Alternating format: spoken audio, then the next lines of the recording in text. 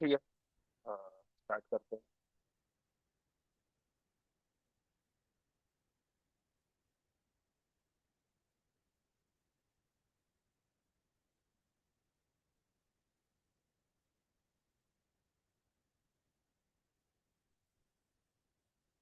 ठीक है, आज थोड़ा एनिमेशन वगैरह स्टार्ट करते हैं। अच्छा, किसी ने शेडर मटेरियल्स कुछ किया है? कोई डाउट है किसी को?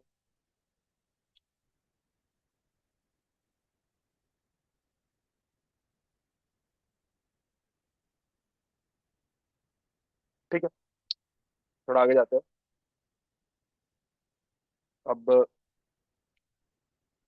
क्या है, अगर तुम लोगों ने समझो किसी को अपना फोन बताया कि भाई ये फोन, ये ऐड मुझे ऐसा चाहिए, ये फोन है, इसका शेप ऐसा ऐसा है, इसका कलर ऐसा है, मटेरियल ऐसा है।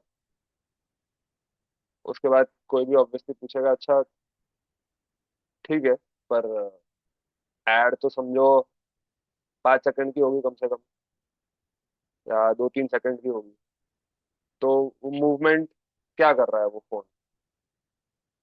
राइट, कि भाई स्क्रीन पे कैसे आ रहा है, ऊपर से आ रहा है, नीचे से घूम के आ रहा है, कैसे आ रहा है। तो इस पार्ट को नॉर्मली एनिमेशन बोलते हैं। Right, animation is basically over time तुम्हारे सीन में क्या मूवमेंट हो रहा है। ओके, अब ये मूवमेंट अपन कैसे डिफाइन करते हैं? अगर तुमको किसी को बताना होगा कि भाई ये मूवमेंट है एग्जैक्टली exactly, ताकि वो पूरी तरह से विजुअलाइज कर सके, तो वो तुम लोग कैसे करोगे? समझो एक ऑब्जेक्ट है, राइट? तो तुम लोग अगर बोलोगे कि लेफ्ट से आ रहा है, तो सिर्फ इतना बताना इनफ नहीं है, उससे पूरा मूवमेंट विजुअलाइज नहीं होगा। राइट, तुमको उसको एग्जैक्टली ऐसे डिफाइन करना पड़ेगा कि पहले कहाँ था। अगर वो लेफ्ट से आ रहा है तो पहले कहाँ था? यहाँ था पहले, एज इन फर्स्ट, जब वीडियो चालू भी नहीं हुआ था। तो कहाँ था? यहाँ था, यहाँ था, यहाँ था, कहाँ था एग्जैक्टली? तो ये अपन कैसे डिफाइन करते हैं? अपन बोल सकते हैं कि अच्छा, अ, पहले सेकंड पे, या जब वीडियो चालू नहीं हुआ था, तो 5 मीटर लेफ्ट में था। ठीक है, G/-5, तो 5 मीटर लेफ्ट में था। उसके बाद क्या हुआ? वो सेंटर तक आ गया। अच्छा, सेंटर तक आया तो सिर्फ इतना बताना काफी नहीं है। सेंटर में आना ये भी होता है और ये भी होता है, और समझो जैसे ये भी होता है। तो वो कैसे सेंटर में आया, वो बताने के लिए तुम लोग को बताना पड़ेगा कि फर्स्ट फ्रेम पे यहाँ था। ठीक है, फिर समझो 3 सेकंड बाद सेंटर में आ गया, धीरे धीरे धीरे आ रहा था, और 3 सेकंड बाद पहुंचा सेंटर में। तो अब ये 3 सेकंड बाद पहुंचा, तो वीडियो की लैंग्वेज में या 3D की लैंग्वेज में सेकंड्स में बहुत ज्यादा काउंटिंग नहीं होती। राइट, काउंटिंग होती है फ्रेम्स में, एनिमेशन में। तो क्या होता है, नॉर्मली तुम लोग देखोगे कोई भी एनिमेटेड वीडियो या कोई भी लाइव एक्शन, जिस तुम लोगों ने जो वीडियो शूट किया है, वो मिनिमम 24 FPS होता है। ठीक है, होपफुली तुम लोग सब FPS तो समझते ही होगे, पर फिर भी एक बार थोड़ा क्लियर कर देता हूँ। FPS क्या होता है? बेसिकली फ्रेम्स पर सेकंड होता है। तो हर सेकंड को एक एक एक एक एक, एक इमेज में डिवाइड कर दे, या फोटोज में। वीडियो अगर तुम लोग देखोगे तो बेसिकली क्या होता है, एक सीरीज ऑफ फोटोज जो एक के बाद एक के बाद एक जल्दी से प्ले हो जाती है, क्विक सक्सेशन में। राइट, जब बहुत सारी फोटोज तुम्हारी आंख में क्विकली दिखाई देती है, एक के बाद एक, एक के बाद एक, तो ऐसा लगता है मूवमेंट हो रही है, राइट। अगर तुम लोगों ने फ्लिप बुक्स देखी होगी, अगर किसी ने, तो फ्लिप बुक का कॉन्सेप्ट यही है ना, कि वो एक पेज पे, एक के बाद एक पेज पे थोड़ा थोड़ा थोड़ा आगे उस कैरेक्टर को चलाते हैं, थोड़ा सा आगे रहेगा, दूसरे पेज पे थोड़ा सा और आगे रहेगा, और फिर जब एक बार में वो पूरे बुक को फ्लिप करते हैं, एक के बाद एक फटाफट वो पेजेस देखते हैं, तो ऐसा लगता है वो कैरेक्टर चल के आ रहा है, राइट, या कोई ऑब्जेक्ट मूव हो रहा है। अगर क्या बोलने से कभी कभी,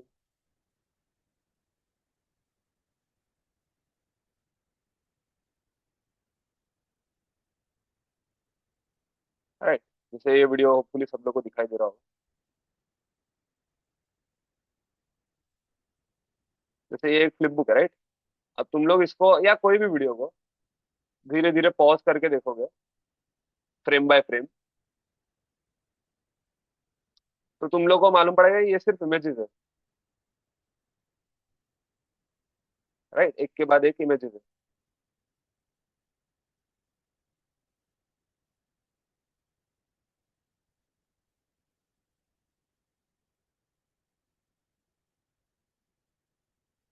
तो बेसिकली ये कॉन्सेप्ट यूज करके एक एनिमेशन बनता है। अब इसमें ऐसा समझ लो, ये कॉन्सेप्ट में इसका हर एक जो पेज है इस बुक का, उसको एक फ्रेम समझ सकते हैं, राइट। अगर उसको एक फ्रेम तुम लोग समझो, तो ह्यूमन आई में क्या होता है, बेसिकली अगर अगर समझो मैं 1 सेकंड में 12 फ्रेम चलाता हूँ, बेसिकली मेरे को 12 इमेजेस चाहिए, राइट। पर ह्यूमन आई को कोई भी मूवमेंट स्मूथ लगने के लिए, अब जैसे फ्लिप बुक देखो, इसमें क्या हो रहा है, ठीक है मूवमेंट लग रहा है, हल्का हल्का तुम लोग अपना दिमाग लगा के इसको मूवमेंट समझ सकते हो, पर फिर भी चॉपी लग रहा है ना, एकदम स्मूथ नहीं, एकदम रियलिस्टिक जैसे असली लाइफ में अपन को दिखता है वैसा नहीं है। वो क्यों नहीं है? क्योंकि ये बहुत कम फ्रेम्स उसने यूज किए 1 सेकंड में, राइट। या ऐसा समझ लो कि वो बहुत स्लोली फ्लिप कर रहा है इस फ्लिप बुक को।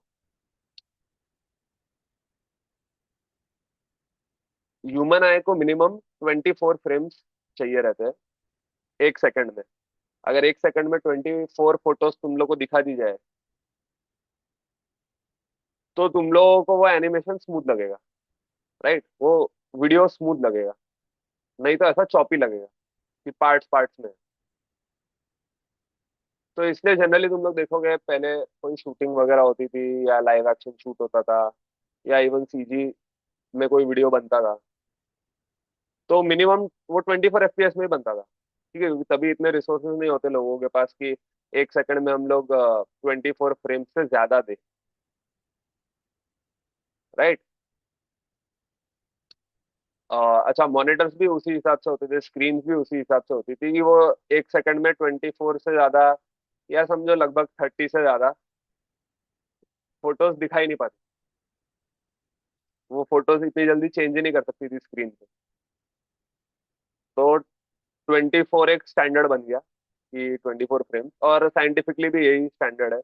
अगर 24 से समझो 23 भी हुआ, तो भी तुम्हारी ह्यूमन आइज को जल्दी से पता लग जाएगा कि भाई ये वीडियो नहीं है, ये तो मेरे को बेवकूफ बनाया जा रहा है, बहुत सारी फोटोज एक के बाद एक प्ले की जा रही है, राइट। तो 24 एक स्टैंडर्ड बन गया। ब्लेंडर भी तुम लोग चालू करोगे, तो बाय डिफॉल्ट 24 FPS पे भी रहता है। अगर यहाँ पे तुम लोग देखो, तो फॉर्मेट, अगर सीन का जो सेट होता है, अगर जैसे प्रॉपर्टीज पे आता है, राइट, तो ये तुम्हारी रेंडर प्रॉपर्टीज है, पर ये आउटपुट प्रॉपर्टीज जो है उसके अंदर फॉर्मेट रहता है कि तुम्हारा आउटपुट कौन से फॉर्मेट में निकलेगा। तो रेजोल्यूशन वगैरह है, एस्पेक्ट रेशियो है, पर उसके बाद तुरंत आता है फ्रेम रेट। अब इस फ्रेम रेट का क्या फर्क पड़ता है? ठीक है, अब इसका फर्क मोस्टली तभी पड़ता है जब तुम लोग एक वीडियो आउटपुट निकालना है, राइट? और जब तुम लोग इफेक्ट्स में बहुत ज्यादा काम करोगे, तब इसका फर्क पड़ेगा, क्योंकि इफेक्ट्स या जो फिजिक्स के लॉज है वो चलते हैं रियल वर्ल्ड टाइम पे, राइट? कि एक सेकंड में अगर ग्रेविटी की फोर्स इतनी है, तो कोई ऑब्जेक्ट एक सेकंड में कितना गिरना चाहिए। अगर तुमने इसको 24 FPS पे रखा है, राइट? अगर तुमने इसको 24 FPS पे रखा है अपने इसको सीन को, तो वो उस हिसाब से कैलकुलेशन करेगा, राइट? स्पीड का, डिस्टेंस का, टाइम का। वो 60 फ्रेम्स को एक सेकंड पकड़ेगा। तो जो ऑब्जेक्ट तुम्हारा एक सेकंड में यहाँ आना चाहिए, राइट? अगर तुमने 24 FPS पे रखा है, ये मैं सिर्फ फिजिक्स सिमुलेशन की बात कर रहा हूँ, ठीक है, एफएक्स सिमुलेशन। तो वो अगर एक सेकंड में यहाँ आना चाहिए, इतनी उसकी स्पीड है। समझो कितनी स्पीड होती है। जरा कैलकुलेट करना चालू करोगे तो तुम लोग के लिए इजी होगा, थोड़ा बहुत मैथ्स लगाओगे तो। कि समझो अब ये 5 मीटर यहाँ है, ठीक है, अगर ये एक सेकंड में 5 मीटर ट्रेवल करना चाहिए, तो इसका स्पीड है 5 मीटर पर सेकंड, राइट? तो अगर इसकी 5 मीटर पर सेकंड स्पीड है, तो एक सेकंड में यहाँ आना चाहिए। तो अगर तुमने 24 FPS रखा है, तो वो 24 फ्रेम्स में यहाँ आ जाएगा। अगर तुमने समझो 60 FPS रख दिया है, तो वो 60 फ्रेम्स बाद यहाँ पहुंचेगा, ठीक है? अच्छा ध्यान दो, तुम लोग के वीडियो की स्पीड वही रहेगी, राइट? तुम लोग के वीडियो में ये एक सेकंड में ही ये क्यूब यहाँ से यहाँ आएगा, बट उसके बीच में कितने फ्रेम्स होते हैं, उससे अपने एनिमेशन करने के तरीके पर फर्क पड़ता है, राइट? सब लोग को थोड़ा बहुत क्लियर हो रहा है दिमाग में फ्रेम्स और टाइम के बीच में क्या कनेक्शन है, राइट? तुम्हारा वीडियो सिर्फ थोड़ा स्मूथ दिखेगा। अगर मैं इसको 60 FPS कर दूं, तो सिर्फ तुम्हारा वीडियो स्मूथ दिखेगा, ऐसा नहीं है कि स्लो हो जाएगा वीडियो, राइट? कुछ लोग सोचते हैं भाई 24 की जगह 60 फ्रेम्स आ रहे हैं, तो स्लोली स्लोली चीजें दिखेगा, ऐसा नहीं है। दिमाग में ये पहले से ही बहुत क्लियर कर लो, अगर तुम लोग एनिमेशन सीखना है या प्रॉपरली करना है, इंटरेस्ट भी आएगा। तो ये समझना थोड़ा जरूरी है कि फ्रेम और टाइम का क्या कोरिलेशन है 3D सॉफ्टवेयर, राइट? अब अ, ये जो है, अब कैसे होता है, तुम लोग जैसे डिफाइन करोगे कि भाई पहले सेकंड पे यहाँ था, एक सेकंड बाद यहाँ आ गया, तो वो एनिमेशन में डिफाइन कैसे होता है, की फ्रेम्स देके डिफाइन, राइट? की फ्रेम इज बेसिकली यही चीज है कि तुम उसको बता रहे हो भाई ये फ्रेम पे कहाँ था, वो फ्रेम पे कहाँ था, ठीक है? अब 3D सॉफ्टवेयर क्या करता है, ऑब्वियसली अगर समझो तुम्हारा, अपन ने 60 FPS वीडियो भी रखा है, क्योंकि आजकल 60 FPS थोड़ा ज्यादा स्टैंडर्ड की तरफ चला गया है, ठीक है? लाइव शूटिंग फिर भी 24 पे ही होती है, पर अगर स्मूदर वीडियोस बनाने हैं, अगर जैसे तुम लोग देखो, अगर जैसे ब्लूरे फॉर्मेट में कोई फिल्म निकलती है, थोड़ा अच्छे फॉर्मेट में निकलती है, अभी आजकल तुम लोग देखो जैसे एक्शन मूवीज हो गई, या हाँ, कुछ स्पेशल मूवीज हो गई, वो 60 FPS में भी रिलीज होती है। पहले ये सिर्फ ब्लूरे वगैरह के फॉर्मेट में चलता था, ब्लूरे करके फॉर्मेट आता था सिनेमैटिक्स के लिए। पर अच्छा सिनेमैटिक, अगर तुम कोई मूवी देख रहे हो, कोई हाई पेस्ड एक्शन मूवी है, या समझो आजकल एनिमे वगैरह में यूज होता है, या एनिमेटेड मूवीज में यूज होता है 60 FPS ज्यादा, क्योंकि लाइव एक्शन शूटिंग को हाई FPS में करना बहुत एक्सपेंसिव होता है, राइट? उस तरह के कैमरास मिल जाते हैं, सब हो जाता है, पर स्पेस वाइज, एडिटिंग वाइज, उसके अंदर सीजी डालने के वाइज बहुत एक्सपेंसिव पड़ता है, क्योंकि अगर मुझे 24 FPS में सीजी डालना इतना डिफिकल्ट पड़ता है, तो 60 FPS में उसका कॉस्ट डबल से भी ज्यादा हो जाता है, क्योंकि हर फ्रेम में मुझे करना पड़ेगा, राइट। तो वो लोग क्या करते हैं, जो हाई पेस एक्शन सीक्वेंसेस होते हैं उसको हायर FPS पे शूट करते हैं, क्योंकि फिर उसको वो फिर स्लोमो करेंगे। तो स्लोमो करने में क्या है बेसिकली, तुम 1 सेकंड की जगह वो चीज 30 सेकंड में दिखा रहे हो, मतलब सॉरी, समझो 5 सेकंड में दिखा रहे हो 1 सेकंड की जगह। तो वो 24 फ्रेम जो है, अगर तुम 5 सेकंड में 24 फ्रेम दिखाओगे तो बेसिकली 5 FPS हो गया ना, तो तुम 5 FPS पे चीजें नहीं दिखा सकते। तो वो लोग 1 सेकंड के अंदर समझो 200 फ्रेम लेंगे, राइट। और फिर उसको जब वो लोग 5 सेकंड में दिखाएंगे तो भी उन लोग को 40 FPS मिलेगा, राइट। तो भी वो वीडियो तुम्हारी आंखों को स्मूथ दिखेगा। ठीक है, होपफुली समझ में आ रहा है लोगों को। एक आध वीडियो अपन आउटपुट करके भी देख लेंगे, तो थोड़ा और क्लियर होगा कि ये FPS वाला मामला कैसे चलता है, क्योंकि ये समझना ज्यादा जरूरी है। क्योंकि एनिमेशन इज ऑल अबाउट कि तुम लोग कैसे उस चीज का मूवमेंट दे सकते हो जो वन एकदम ही फेक ना लगे, थोड़ा नेचुरल लगे, और टू आंखों को देखने में अच्छा लगे। ठीक है, जो इंसान देख रहा है उसको मूवमेंट अच्छा लगे, उसके समझ में आए, लॉजिकली उसके अंडरस्टैंडिंग में बैठे कि अच्छा ठीक है ऐसा मूवमेंट हो सकता है, या ऐसा मूवमेंट हुआ था देखने में अच्छा लग रहा है। ठीक है, नॉट नेसेसरली हर बार ये चीज सेम हो, ये दोनों चीज सेम चीजें करे। जैसे कोई कोई मूवमेंट्स अगर तुम लोग बहुत नेचुरल दिखाओगे तो वो शायद देखने में उतना अच्छा नहीं लगेगा, जो तो थोड़ा बहुत तुम लोग फेक करके उसको और अच्छा दिखा सकते हो।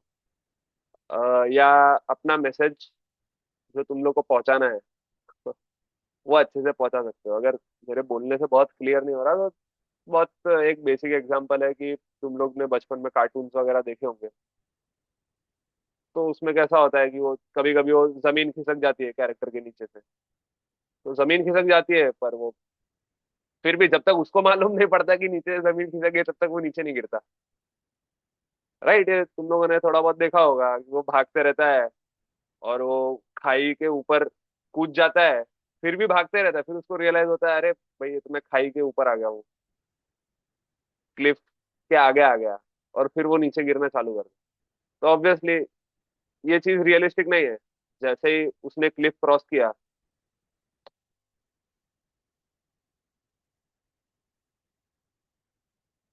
ठीक है, जैसे ही वो यहाँ से भागना चालू करता है, जैसे ही उसने क्लिफ क्रॉस किया वो तुरंत ऐसा गिर जाना चाहिए, पैराबोला शेप। और ऐसा जनरली कार्टून्स में नहीं होता है। वो भाग भाग के यहाँ तक आएगा, और फिर जैसे उसको पता चलेगा कि भाई खाई आ गई है, वो तुरंत ऐसे गिर जाएगा, राइट। ऑब्वियसली ये वाला सेकंड वाला रियलिस्टिक नहीं है, पर वो देखने में थोड़ा ज्यादा अच्छा लगता है, ज्यादा समझ में आता है लोगों की अच्छा कुछ ड्रामेटिक हो रहा है, राइट। तो कितनी बार ये दोनों चीजें सेम नहीं होती, रियलिस्टिक और जो दिखने में अच्छा लगे या जो तुम्हारा मैसेज कन्वे करे। अब कार्टून्स में जनरली सेकंड वाले तरीके ज्यादा यूज होते हैं, क्योंकि जनरली बच्चे देखते हैं, राइट। तो बच्चों को थोड़ा ड्रामेटिक और इजी टू अंडरस्टैंड, ये वाला सेकंड वाला ज्यादा इजी टू अंडरस्टैंड है, अननेचुरल होने की जगह, मतलब उसके बावजूद, डिस्पाइट बीइंग अननेचुरल, ये ज्यादा अंडरस्टैंडेबल है। तो बच्चों को ये वाला जल्दी से समझ में आता है, और फर्स्ट वाला इतना जल्दी नहीं समझ में आता, क्योंकि उन्होंने बहुत लोगों को खाई पे से गिरते देखा नहीं है ना। ठीक है, तो इन दोनों का मिक्स एंड मैच करके जैसा तुम लोग का रिक्वायरमेंट है वैसा मूवमेंट बनाना बेसिकली एनिमेशन है। ठीक है, आगे जाके अपन थोड़े प्रिंसिपल्स भी देखेंगे, कुछ 12 प्रिंसिपल्स है। अगर किसी का नेचुरली वो नहीं आता है, और जो कि नहीं आएगा क्योंकि अपन ने बचपन से इतना कंटेंट अज्यूम कंज्यूम किया है कि अपन ने रियलिस्टिक वाला भी देख लिया है बहुत बार, अननेचुरल वाला भी देख लिया है कितनी बार। लोगों ने इतना बस एक कार्टून में ही देखा होता है कोई चीज को खाई पे से गिरते हुए कार्टून्स में, मूवीज में ही देखा होता है। और उसमें कितनी बार रियलिस्टिक नहीं दिखाया जाता, राइट, ये वाला ज्यादा दिखाया जाता है। तो कितने लोगों को नेचुरल वो समझ में भी नहीं आता है कि अच्छा ये गिरेगा तो ये पैराबोला शेप में गिरेगा, अनलेस तुमने बचपन में बहुत फिजिक्स में ध्यान दिया हो। तो कितनी बार लोगों को लगता है कि भाई यही रियलिस्टिक है, राइट, कि वो ऐसे आता है और फिर ऐसे धड़ाम से गिर जाता है। या कोई सोचेंगे कि भाई ऐसा क्लिप्स पे से जैसे ही उतरा वैसे ही ऐसे कुछ गिर जाएगा, पर नहीं, जो सबसे नेचुरल मूवमेंट होता है वो ये होता है, ये वाला। तो अगर तुम लोग को नेचुरली वो चीज नहीं आती है दिमाग में, जो कि किसी के भी नहीं आएगी, पर लोगों ने बहुत इस चीज पे स्टडी करके क्या अच्छा दिखता है क्या नहीं दिखता है, क्या नेचुरल है, और कुछ ऐसी चीजें हैं जो दिमाग को जल्दी से समझ में आती है, उस हिसाब से कुछ प्रिंसिपल्स भी बनाए हैं। ठीक है, मतलब बेसिक बनाए क्या है, नोट डाउन करके रखे हैं। उन्होंने ऑब्जर्व किया कि अच्छा ह्यूमन आए को एनिमेशन अच्छा दिखने के लिए ये कुछ चीजें हैं जो अपन यूज करेंगे तो इन जनरल अच्छा लगेगा। ठीक है, ये कुछ रूल्स नहीं है, ऐसा नहीं है कि ये करना ही पड़ेगा, ऐसे ही एनिमेशन करना है, ऐसा नहीं है। पर अगर वो यूज कर सकते हो और सामने वाले को अच्छा लगे, तो फिर अगर कुछ समझ में नहीं आ रहा है तो फिर वो रूल्स पे तुम लोग डिफॉल्ट कर सकते हो कि अच्छा ठीक है, कम से कम जब तक मुझे कुछ नया नहीं दिमाग में आता है तब तक मैं कम से कम ये 11-12 चीजें करके अपना एनिमेशन अच्छा लगवा सकता हूँ, राइट। अब आ जाते हैं थोड़ा सॉफ्टवेयर में, ये एक्चुअली होता कैसे, राइट। तो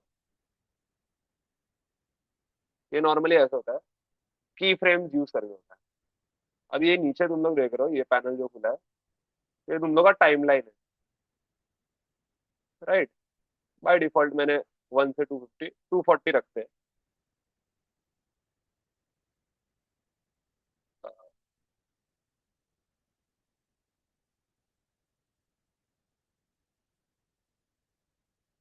240 रखते हैं, तो मतलब बेसिकली मेरा जो पूरा आउटपुट है वो 240 फ्रेम्स है, राइट। मेरा 240 फ्रेम्स का एक वीडियो बनेगा, क्योंकि मैं इसको 60 FPS पे चला रहा हूँ। तो बेसिकली 4 सेकंड का मेरा वीडियो है, राइट। तो अभी फ्रेम 1 पे क्या आएगा, मेरा ऑब्जेक्ट यहाँ है, ठीक है। अब थोड़ा बेसिक्स वाले क्लासेस याद करो, ये सब थोड़ा अभी काम आने लगेगा, वो जो पहले मैं बता रहा था टेक्निकल। ये ऑब्जेक्ट यहाँ है, इसका मतलब क्या है, ऑब्जेक्ट क्या होता है, ऑब्जेक्ट इज बेसिकली ये ओरिजिन, राइट। ये पूरा मैश हो ना हो इससे कोई फर्क नहीं पड़ता, राइट। जो की फ्रेम पहले के लिए लगेगा, अगर तुम ये ऑब्जेक्ट पे की फ्रेम लगाते हो, तुम बताते हो कि पहले सेकंड पे यहाँ है, तो इस ऑब्जेक्ट का कौन सा पार्ट यहाँ है, तुम लोग समझ रहे हो। जैसे अब ये पॉइंट है, तो ये पॉइंट तो मैं नहीं बोल सकता ना कि 5 मीटर लेफ्ट में है ओरिजिन के, ओरिजिन के 5 मीटर लेफ्ट में तो इसका सेंटर ही है। अब इसका सेंटर, कोई ऑब्जेक्ट का सेंटर सॉफ्टवेयर को सपना नहीं आएगा इस ऑब्जेक्ट का सेंटर क्या है, अगर मैं एडिट मोड में जाता हूँ। अब समझो, इसको थोड़ा लंबा कर दिया, तो भी इसका पोजीशन तो सेम है, जबकि ये ऑब्जेक्ट का सेंटर नहीं है, पर इसका पोजीशन एक्स और जेड में 0 ही है, वाई में -5 है। क्यों, क्योंकि ऑब्जेक्ट इज नथिंग बट ये ओरिजिन, उसको सिर्फ ये ओरिजिन समझ में आता है ऑब्जेक्ट को, मैश वैश डेटा उसके अंदर क्या है वो सब समझ में नहीं आता, राइट। तो जो भी की फ्रेम्स लगते हैं वो इस ऑब्जेक्ट के ओरिजिन पे लगते हैं, ओके। तो अब की फ्रेम लगाते कैसे, इस पे आ जाते हैं। उसका शॉर्टकट है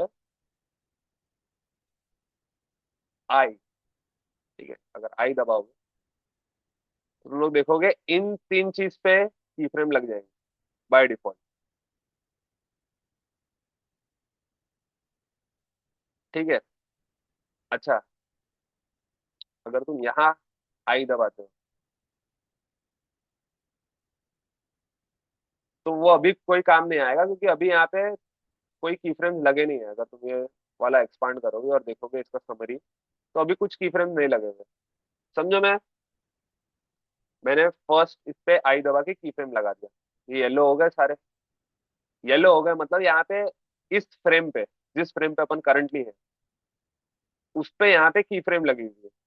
राइट, ये सेट हो गया है फर्स्ट फ्रेम। तो मैं बोलता हूँ कि भाई ये 2 सेकंड में यहाँ पे आया। राइट, 2 सेकंड मतलब 60 और 60 120। राइट, 120 फ्रेम्स बाद ये ऑब्जेक्ट यहाँ पे होना चाहिए। तो मैं क्या करूंगा, इस ऑब्जेक्ट को G Y 5 दबाऊंगा, ये सेंटर में आ गया। राइट, अब तुम लोग देख रहे हो ये सब कलर चेंज हो गए। अब ये जो ग्रीन कलर है, इसका मतलब क्या है कि इस प्रॉपर्टी पे की फ्रेम्स लगी है टाइमलाइन पे कहीं, पर इस फ्रेम पे नहीं लगी। समझ रहे हो, इस फ्रेम पे कोई की फ्रेम नहीं है। यहाँ टाइमलाइन पे भी तुम लोग नोटिस करोगे, ये देखो ये क्या आया होगा, एक येलो डॉट आ गया, दिस इज बेसिकली की फ्रेम। अब मैं 120 पे जाता हूँ और इसको 5 मीटर आगे बढ़ा देता हूँ। तो अब तुम लोग देखोगे ये वाला ऑरेंज क्यों है। ये वाला ऑरेंज इसलिए है क्योंकि इसमें इस फ्रेम पे चेंजेस किए हैं, पर की फ्रेम नहीं किया है अभी तक। राइट, फिर अगर मैं यहाँ पे भी आई दबा दूं, तो इन तीनों पे ऑटोमेटिकली की फ्रेम लग जाता है। अब ये सारे वापस येलो हो गए। राइट, अब अगर मैं टाइमलाइन स्क्रब करूँ, इसको स्क्रब करना बोलते हैं, ठीक है, ऐसे घुमाना, तो तुम लोग देखोगे बीच के position automatically 3D software set कर लेता है। राइट, तुमको सिर्फ वो मूवमेंट का फर्स्ट फ्रेम और लास्ट फ्रेम बनाना है, और बीच के फ्रेम इसने ऑटोमेटिकली पकड़ लिए। ठीक है, होपफुली इतना थोड़ा बहुत क्लियर है। थोड़ा इसको अभी माइन्यूटली देखते हैं। अब क्या हो रहा है, एक अपना कैमरा सेट कर लेते हैं। राइट, जैसे बाकी सब ऑब्जेक्ट्स तुम लोग सीन में ऐड करते हो, वैसे Shift A दबाओगे तो यहाँ पे नीचे एक कैमरा का ऑप्शन है। राइट, ये कैमरा मेरा ऐड हो गया, पर अभी ये कैमरा यहाँ पे है। अगर मैं एक दूसरा पैनल खोलूँ, राइट, इसमें मैं क्या कर सकता हूँ, N और T दबा के ये सब टूल बार वगैरह साइड में रख लिए। इसको मैं क्या करूंगा, व्यू, कैमराज और एक्टिव कैमरा। राइट, अभी क्योंकि एक ही कैमरा है अपने सीन में, तो वो ऑटोमेटिकली एक्टिव कैमरा हो जाता है। तो एक्टिव कैमरा पे क्लिक करूंगा ना, तो अब ये मेरे को इस कैमरा का व्यू बताएगा। राइट, अब इस व्यू पोर्ट में मैं क्या करूँ, इस कैमरा को मैं थोड़ा पीछे लाया, राइट, थोड़ा ऊपर लाया। मैं चाहता हूँ ये ऑलमोस्ट स्ट्रेट रहे। राइट, तो मैं इसके रोटेशन वगैरह चेंज कर सकता हूँ इस कैमरा का। थोड़ा सा सॉफ्टवेयर लैग हो रहा है,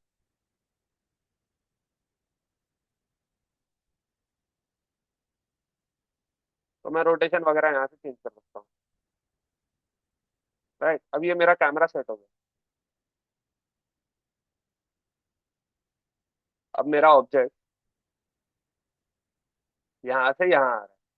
राइट, अच्छा, अपन ने ये लोकेशन का की फ्रेम लगाना देखा, रोटेशन पे भी की फ्रेम लग सकता है। अगर मैं चाहूँ ये भाई यहाँ आ रहा है, पर एक फ्लिप मार के आना चाहिए। राइट, अब फ्लिप ऐसा बैक फ्लिप टाइप मारेगा तो ज्यादा अच्छा नहीं लगेगा फोन पे। ये सब भी थोड़ा देखना पड़ता है कि भाई, कि फोन को जनरली लोगों को उल्टा सीधा घूमते हुए गुलाटी मारते हुए देखने का अच्छा नहीं लगता है, क्योंकि जनरली लोग अपने फोन को केयर से ट्रीट करते हैं। राइट, तो फोन का ऐसे उल्टा होके आना बहुत अननेचुरल लगता है। राइट, अगर मैं इस फोन को समझो यहाँ लेके आऊँ, और इसको बोलूँ एक्स एक्सिस में एक बार घूम के आना चाहिए, फ्लिप मार के आना चाहिए। राइट, इसको मैंने 360 कर दिया और आई दबा दी। तो ये देख रहे हो कैसे आ रहा है, -360 कर देते क्योंकि और भी उल्टा घूम रहा है।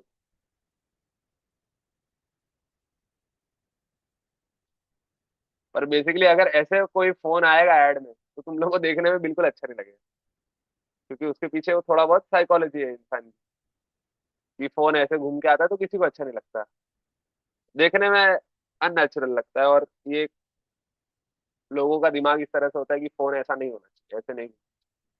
ठीक है, जब उसकी जगह अगर ये, इसको मैं जीरो ही रखूँ और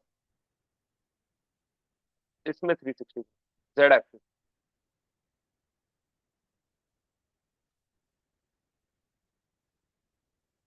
तो ये फोन में ज्यादा अच्छा लगता है। राइट,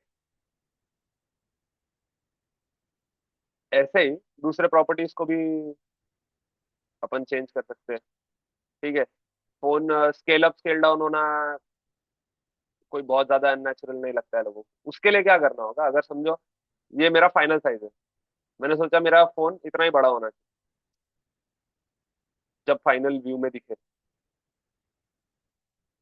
तो मैं क्या कर सकता हूँ, उसको फर्स्ट फ्रेम पे छोटा कर देता हूँ, समझ रहे हो? फर्स्ट फ्रेम पे मैंने उसको 0.5 रखा, तो वो धीरे धीरे ऐसे बड़ा होकर तुम लोग के सामने आएगा।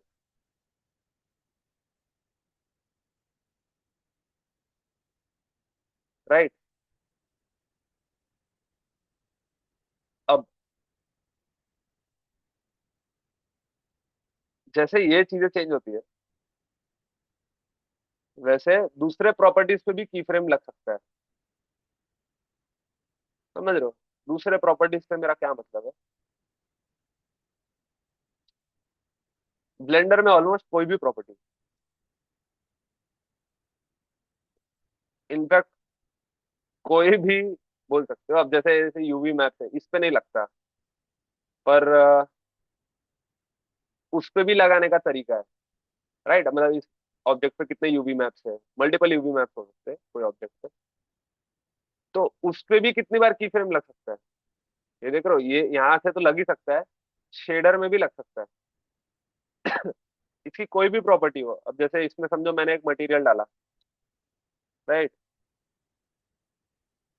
इस मटेरियल रिव्यू पे आ जाते हैं, तो मैं समझो मैंने इसका कलर रेड रखा है, राइट, तो इसके ह्यू पे भी मैं, अगर मैं इसमें जाऊँ,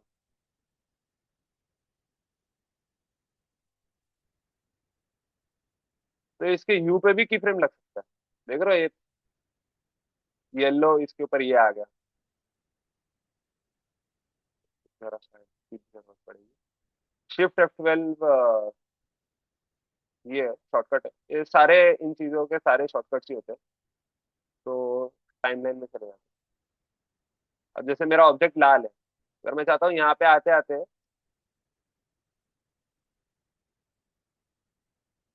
ये ग्रीन हो जाए,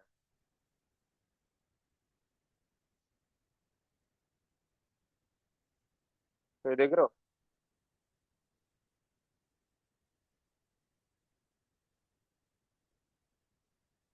तो दूसरी चीजें भी इसकी चेंज हो सकती है। जैसे मैं चाहता हूँ स्टार्टिंग में गायब रहे, तो गायब होने की कौन सी प्रॉपर्टी है, अल्फा है अपने पास शेडर में, तो अल्फा में अगर मैं की फ्रेम डालूं स्टार्टिंग में, समझो जीरो कर दूं और की फ्रेम इंसर्ट करूं, और कोई भी चीज अगर तुम इसके ऊपर हवर करोगे अपना माउस और आई दबाओगे तो भी की फ्रेम लग जाएगा। राइट, अगर सिर्फ व्यू पोर्ट पे तुम लोग ऑब्जेक्ट सिलेक्ट करके आई दबाते हो तो ये इन तीनों प्रॉपर्टीज पे लग जाता है, उसके ट्रांसफॉर्म प्रॉपर्टी।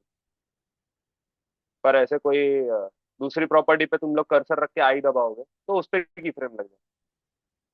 अब जैसे यहाँ है, मेरे को 120 पे इसका अल्फा 1 कर देना, इस मटेरियल का। तो मैं 1 करके आई दबा दूं,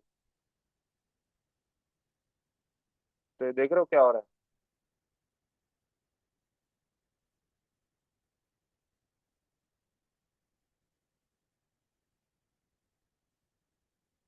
राइट। ऐसे बहुत प्रॉपर्टीज पे की फ्रेम्स लग सकते हैं। अब जैसे अपने को हर बार कोई चीज एनिमेट करने के टाइम बहुत बार अपन को वो दबाना पड़ रहा है आई, राइट। ऐसे समझो मैं 10 प्रॉपर्टीज पे लगा दिया मैंने। अब हर बार कोई चीज चेंज करके आई दबाना, अगर तुम भूल जाओगे आई दबाना, अगर उस चीज पे ऑलरेडी एक की फ्रेम है। अब जैसे समझो मेरे रोटेशन पे की फ्रेम है, या मेरे लोकेशन पे की फ्रेम। अब समझो मैं इधर बीच में आता हूँ, मैं बोलता हूँ ये थोड़ा सा ना हॉप होके आना, ऐसा नहीं आ जाना। तो हॉप होके आने का मतलब क्या है कि बीच के फ्रेम में इसकी जेड लोकेशन ऊपर होनी चाहिए, राइट। बीच के फ्रेम में यहाँ होना चाहिए। तो इसमें तुम लोग देखोगे यहाँ पे मैं इसका सिर्फ जेड वैल्यू चेंज कर रहा हूँ, या समझो नीचे से आना चाहिए तो अपने कैमरा में अच्छे से बैठेगा। तो अगर मैंने चेंज कर दिया तो ये ऑरेंज है, इसका मतलब इस पे की फ्रेम नहीं लगा है। अब अगर मैं कोई भी दूसरे फ्रेम पे जाऊंगा स्क्रब करूंगा तो वो चीज गायब हो जाएगी। तुम समझ रहे हो, जो चेंज मैंने किया था वो गायब हो जाएगा जब तक मैं उस पे नीचे करके आई नहीं दबाता, राइट। इसमें भी समझो आई दबाया मैंने लोकेशन पे कर्सर पे, तो पूरे लोकेशन पे आई लग जाएगा, की फ्रेम लग जाएगा,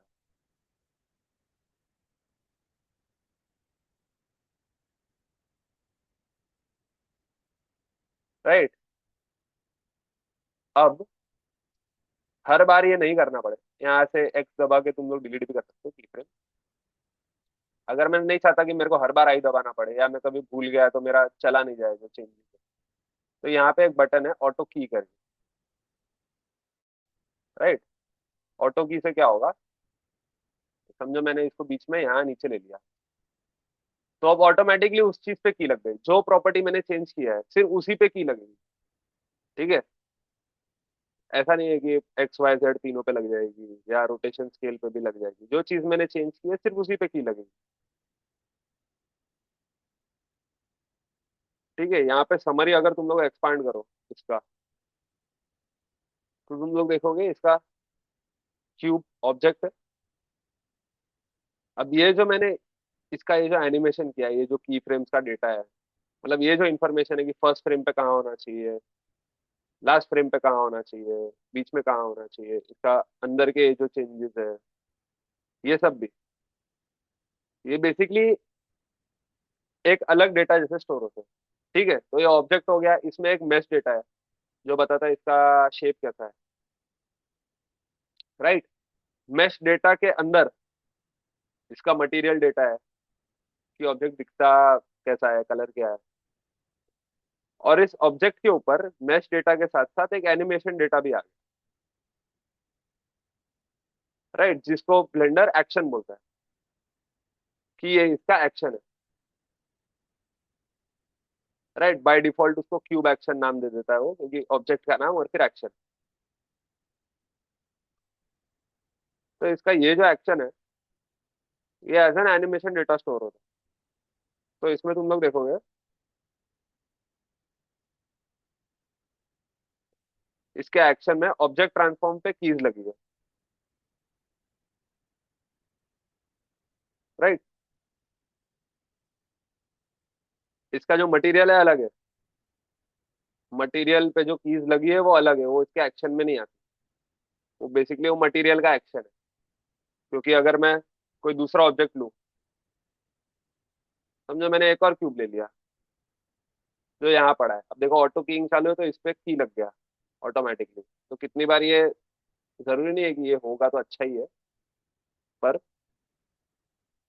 समझो एक क्यूब यहाँ पड़ा है, अगर इस पे मैं वो सेम मटेरियल लगा देता हूँ, राइट। तो वो मटेरियल के जो चीजें है वो इस पे दिखेगा, पर ये क्यूब का एक्शन उस पे नहीं दिखेगा। राइट।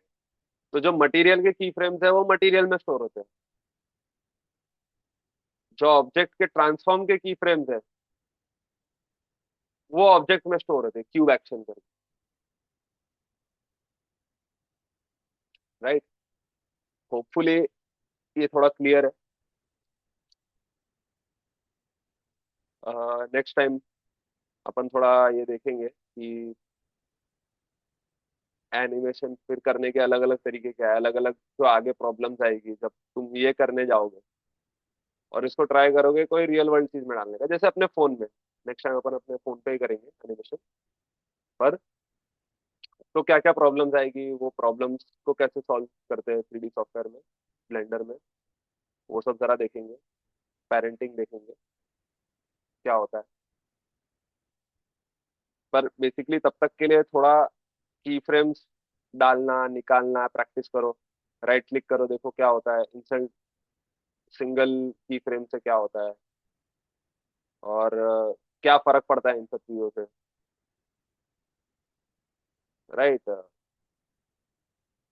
तो सिंगल की फ्रेम और फिर की फ्रेम रिप्लेस करने के भी ऑप्शन होते हैं। रिप्लेस की फ्रेम्स, रिप्लेस सिंगल की फ्रेम्स। रिप्लेस की फ्रेम्स करूंगा तो सब पे की लग जाएगा, पूरे लोकेशन पे। राइट। अगर यहाँ पे आई दबाते हो तो सब पे लग जाता है। तो ये जरा देखो, थोड़ा स्टडी करो, अ, इसको समझने का ट्राई करो। टाइमलाइन को, टाइमलाइन में चीजें कैसे दिखाई जाती है। अब जैसे ये देखो, जैसे अपन ने कलर पे की फ्रेम डाला। राइट। तो कलर पे की फ्रेम डालने में क्या हो रहा है, वो RGB और ए पे की फ्रेम डाल। अब ये जो RGB A है, इसका ए इस कलर का अल्फा है। राइट। और ये जो अल्फा है, ये पूरे मटेरियल का अल्फा है। ठीक है, उससे भी थोड़ा सा फर्क पड़ता है, बहुत माइन्यूट डिफरेंस है दोनों चीजों में, पर एक डिफरेंस है। राइट। तो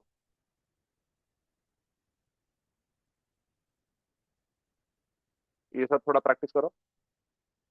आज जो बताया उसमें कुछ आ रहा है सवाल, कुछ डाउट्स है तो पूछ सकते हो।